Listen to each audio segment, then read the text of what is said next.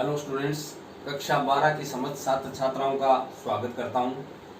प्रिय विद्यार्थियों, कल हमने ठेले पर हिमालय इस चैप्टर को पूरा किया था और आज आपकी पाठ्य पुस्तक का 15वां अध्याय में शुरू करने जा रहा हूं। इसके लेखक है उपेंद्र नाथ अश्क और इस एकांकी का नाम है तोलिए। इस एकांकी के बारे में विस्तार से जाने उससे पहले एक बार उपेंद्र नाथ अश्क का जीवन परिचय संक्षेप में जाने, क्योंकि आपको विदित है 4 नंबर का प्रश्न आपके लेखक या कवि परिचय से पूछा जाता है। तो ये इनका जन्म जो हुआ था, इनकी जन्म की जो तारीख है वो है सन 1910 ईस्वी और इनका निधन जो हुआ था वो है 1966। इसके बाद में आप ध्यान रखें, शब्दों का भी अश्क शब्द का अर्थ होता है वैसे आंसू, ये इनका निकनेम है। मैं प्रारंभ करता हूं इनका परिचय, आप ध्यान से सुने। उर्दू में लेखन यात्रा प्रारंभ करने वाले, शुरू में उपेंद्र नाथ अश्क उर्दू में लिखना शुरू किया इन्होंने। हिंदी में लेखन हेतु मुंशी प्रेमचंद की प्रेरणा से अग्रसर हुए। मुंशी प्रेमचंद जो वास्तव में उपन्यास और कहानी सम्राट माने जाते हैं, उनकी प्रेरणा से इनको लेखन का भाव जागा। राष्ट्रीय आंदोलन के झंझावाती दौर में उनकी रचना धर्मिता का विकास हुआ। राष्ट्रीय आंदोलन जब परवान पे था उस समय इनकी रचनाएं वास्तव में एक से बढ़कर एक सामने आई। उन्होंने कहानी, काव्य, नाटक, एकांकी, संस्मरण, आलोचना एवं अनुवाद, हमारे गद्य में लगभग 13 विधाएं होती है। उनमें कहानी, नाटक, एकांकी, संस्मरण, रिपोर्टाज, यात्रा वृत्तांत, डायरी, ये बहुत सी विधाएं हैं। और आपके जो दूसरी पाठ्य पुस्तक चलती है संवाद सेतु, उसमें इनका विवरण भी आएगा। 11वीं क्लास में भी आपने पढ़ा था और अब आगे इस क्लास में भी आपको पढ़ने को मिलेगा। इन सभी विधाओं में इन्होंने लेखनी चलाई है।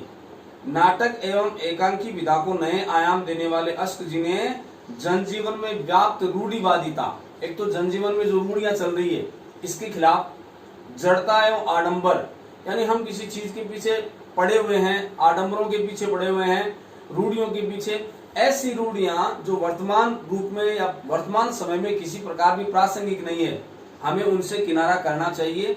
इस बात का इन्होंने प्रयास किया और आडंबरों पर निर्ममता पूर्वक प्रहार किया। बाह्य आडंबर दिखावा जितने हैं, इन दिखाओं के ऊपर तो इन्होंने निर्मम प्रहार किए। अंतर्द्वंदों का बखूबी चित्रण किया। अब इनकी रचनाओं की यदि बात करें तो ये भी आपको याद रखना चाहिए इनकी रचनाएं कौन कौन सी है। तो इनमें है एक तो जैसे गिरती दीवारें, ये आपको याद भी रखना चाहिए। उसी क्रम में शहर में घूमता आईना, इसी क्रम में गर्म राख,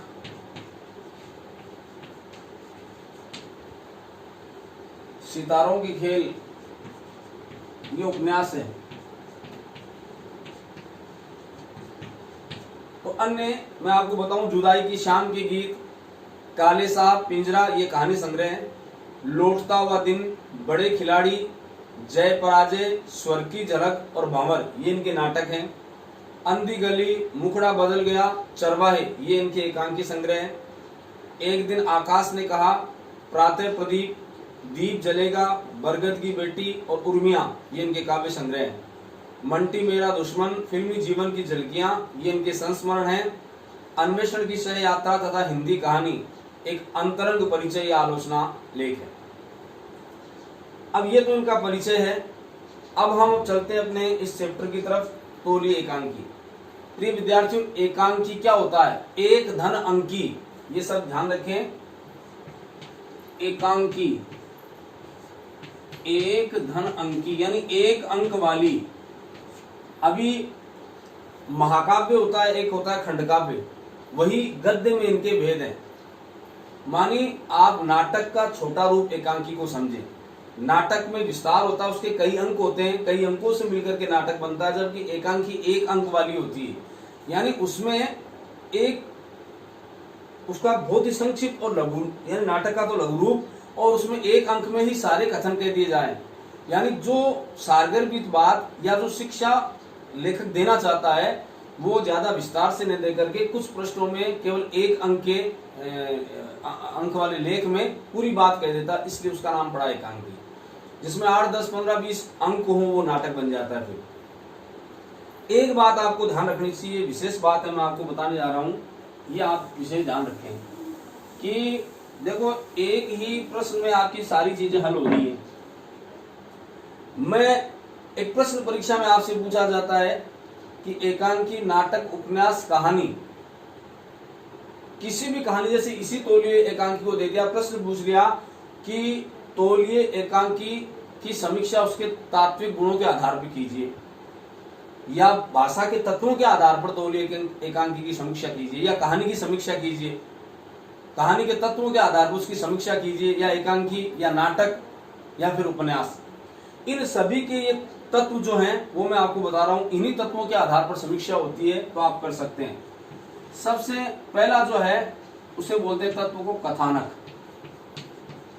या इसको आप कथा वस्तु भी कह सकते हैं। कथा वस्तु या कथानक पहला तत्व होता है, वो नाटक हो, चाहे एकांकी हो, चाहे कहानी हो और चाहे उपन्यास हो। इनके आधार पर अब मैं आपको बताऊंगा समीक्षा कैसे की जाए। दूसरा तत्व आता है पात्र या चरित्र चित्रण, ये इसका दूसरा तत्व होता है। तीसरा होता है संवाद या फिर कथोपकथन।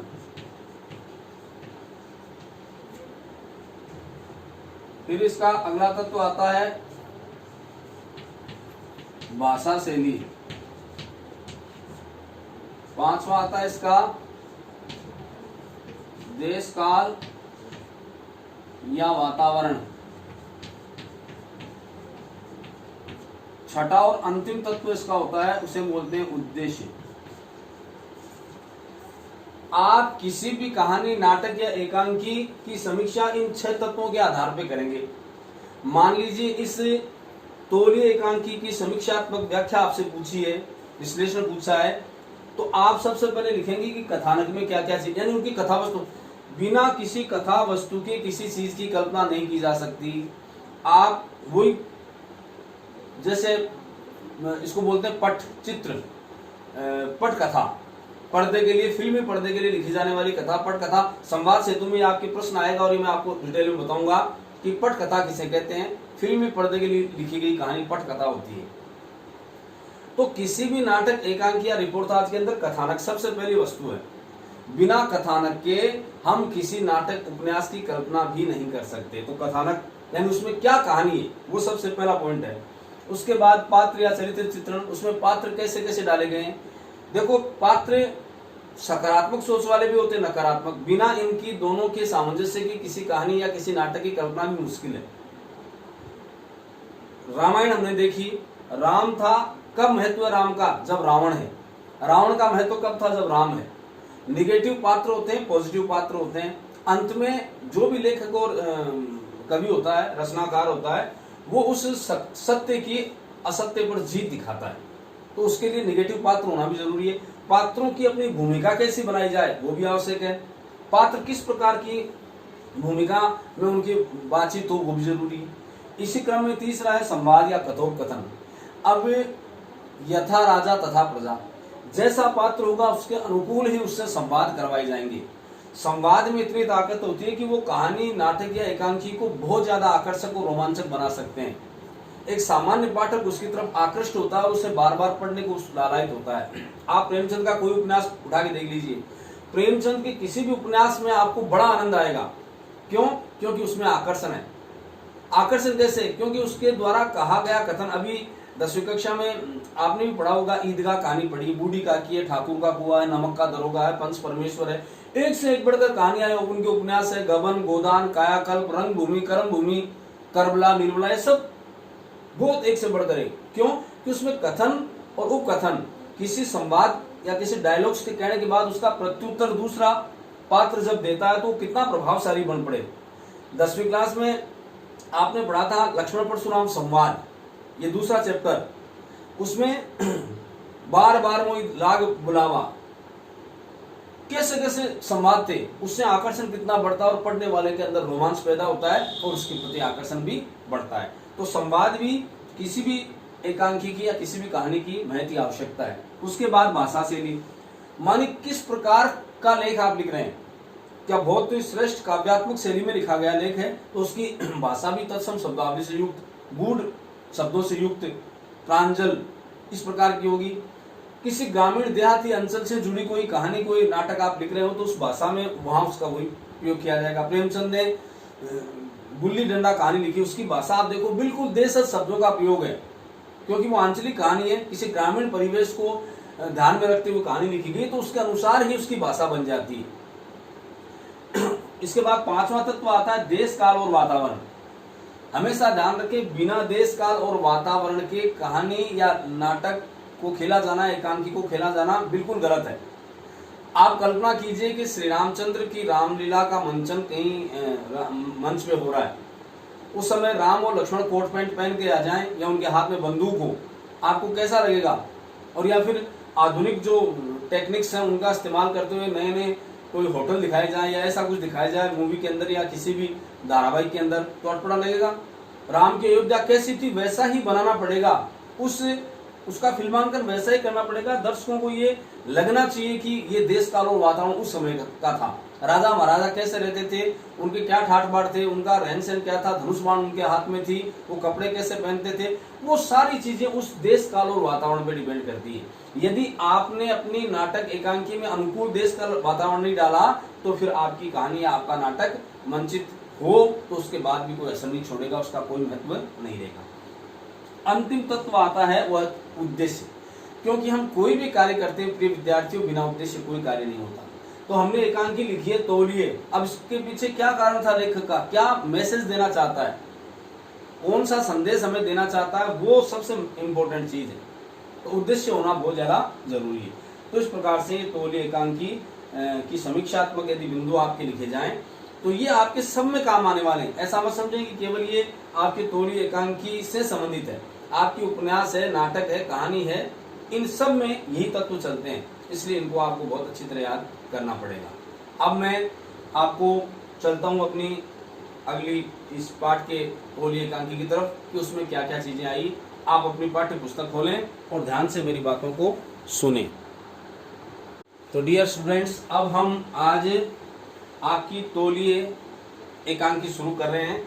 आपसे आग्रह है कि आप बहुत ही ध्यान से इसको सुनेंगे, इसमें क्या क्या आया है इसको समझने का प्रयास भी करेंगे।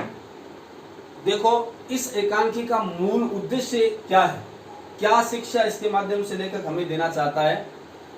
तौलिए एकांकी के माध्यम से सीधी सीख तो ये है कि आजकल वर्तमान समय में शिष्टाचार के नाम पर जो दिखावा हो रहा है, जो जिस प्रकार का एक आडंबर फैल रहा है, इस आडंबर से हमें बचाने का प्रयास किया है। शिष्टाचार होना चाहिए, विनम्रता होनी चाहिए, लेकिन उसको एक हद तक, सीमा तक रहे तो ज्यादा बढ़िया है। उसको एक इस प्रकार से विक्षोभ के रूप में हम ग्रहण करें, वो चीज हमारे लिए कष्टप्रद बन जाए, ऐसा नहीं होना चाहिए। तो यहाँ एक परिवार में पति पत्नी रहते हैं, उनमें बिखराव की स्थिति पैदा हो जाती है एक आडंबर को लेकर के, एक दिखावे को लेकर के। एक बार इसका परिचय आपको बता रहा हूं। तौलिए में शिष्टाचार, सभ्यता व तहजीब, तहजीब सभ्यता को कहते हैं, वैसे तहजीब वही है सभ्यता। तहजीब के नाम पर फैल रहे आडंबर और खोखलेपन को बखूबी अभिव्यक्त किया है। हम तहजीब के नाम पर ये दिखावा करते हैं, ये पाखंड करते हैं, इनके ऊपर लेख नहीं चलाई कि ऐसा हमें नहीं करना चाहिए, इनसे हमें बचना चाहिए। हमारी जीवन शैली में कृत्रिमता व दिखावटीपन पसरता जा रहा है। ये बहुत अच्छी बात है, ये इसका सार है कि हमारे जीवन में दिखावटीपन ज्यादा हो रहा है और इस दिखावटीपन से हमें बचना होगा। वास्तव में आदमी को वास्तविकता के साथ, जो है कुछ है, मौलिकता के साथ, ओरिजिनलिटी जिसको कहते हो आप, उसके साथ जीना चाहिए।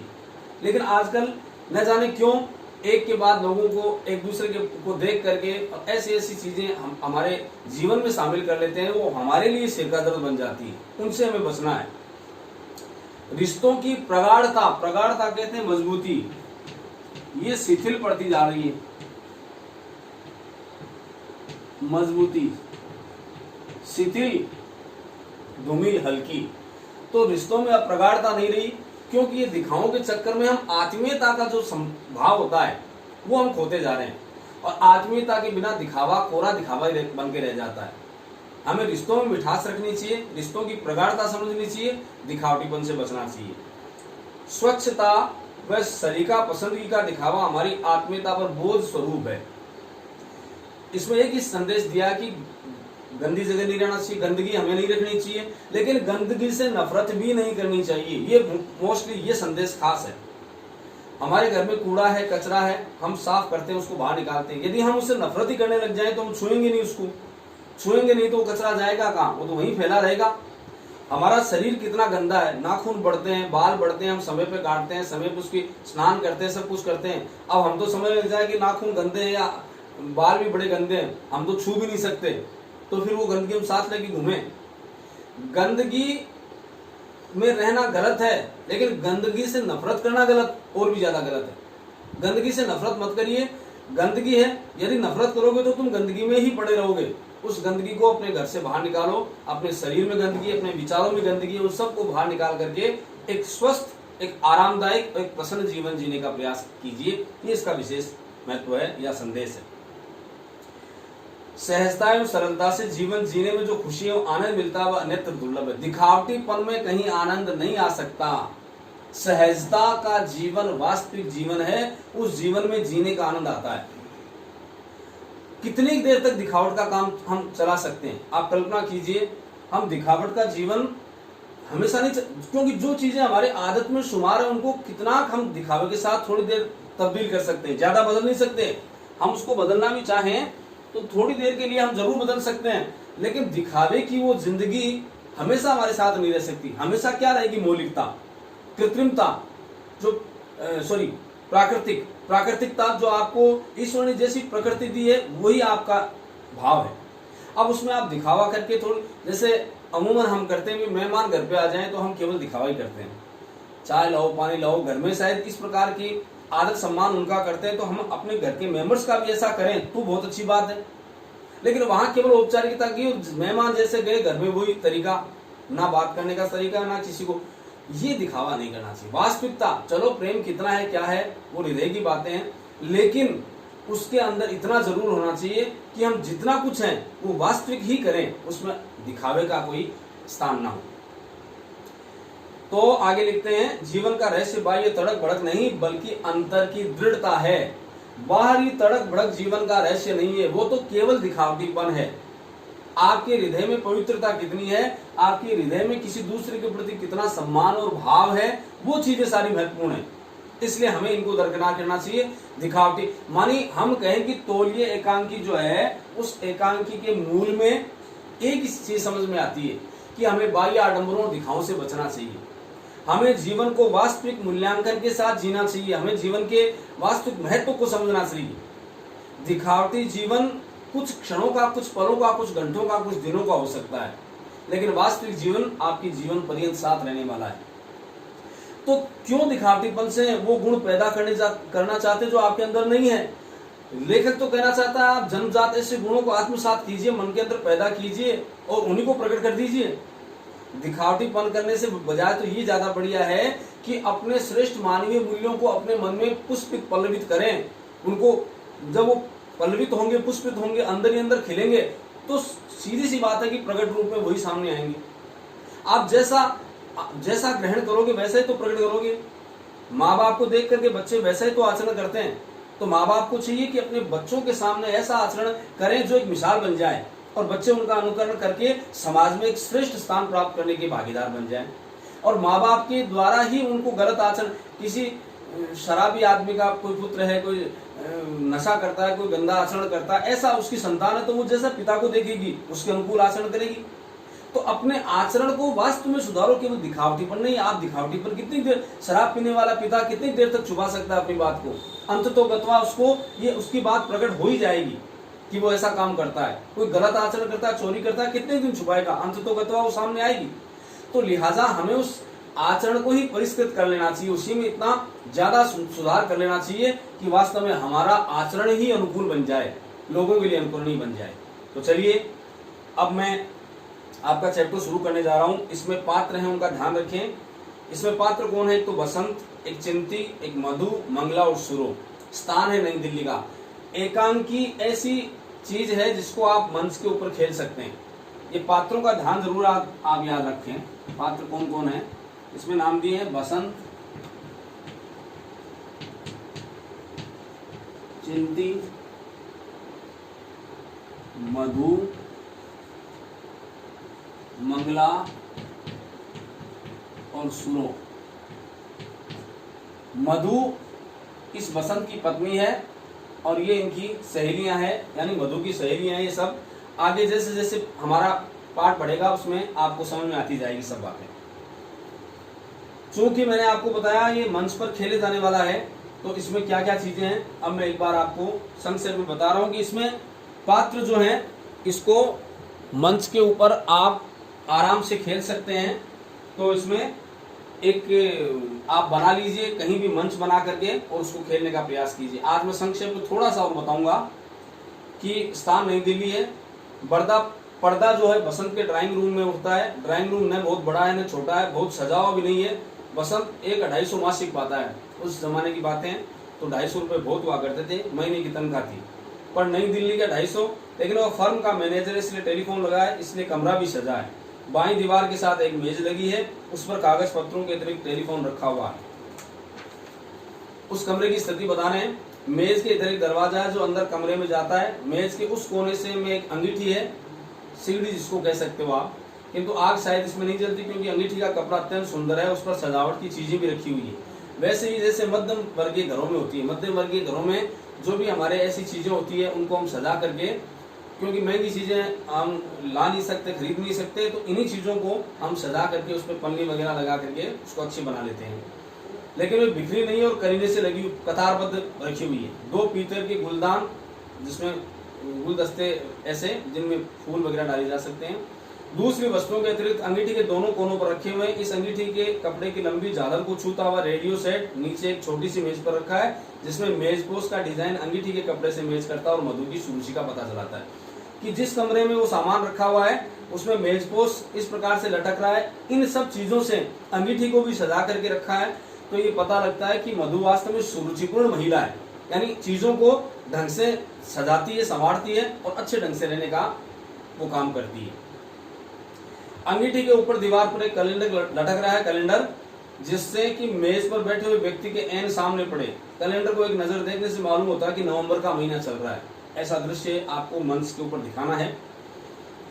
अंगीठी के बराबर एक दरवाजा जो रसोई में जाता है। इस दरवाजे से जरा हटकर सामने की दीवार के साथ एक बेंच के कोच का सेट पड़ा है, तो यानी बैठने का जो है वो आसन पड़ा हुआ है वहाँ। इसके आगे एक तिपाई पड़ी है। सेट की गद्दियां सुंदर और सुरुचिपूर्ण है और तिपाई का कवर अंगीठी के कपड़े से मैच करता है। तो इस प्रकार से दीवार तिपाई का जो कवर वो भी अंगीठी वाले कवर से सेट करता है। यानी ये सब बताते हैं कि वो जो महिला है मधु वो कितनी सुरुचिपूर्ण है, यानी उसकी चीजों में बनाकर के सुंदर बनाने का जो प्रयास है वो हमेशा जारी रहता है। सामने दीवार के बाईं ओर कोच से जरा हटकर एक दरवाजा जो स्नान गृह को जाता है। बाईं दीवार के साथ श्रृंगार की मेज लगी जिसमें बसंत और मधु दोनों अपने टॉयलेट का काम भी लेते हैं। इसके ऊपर खूंटियों पर तौलिए टंगे हैं।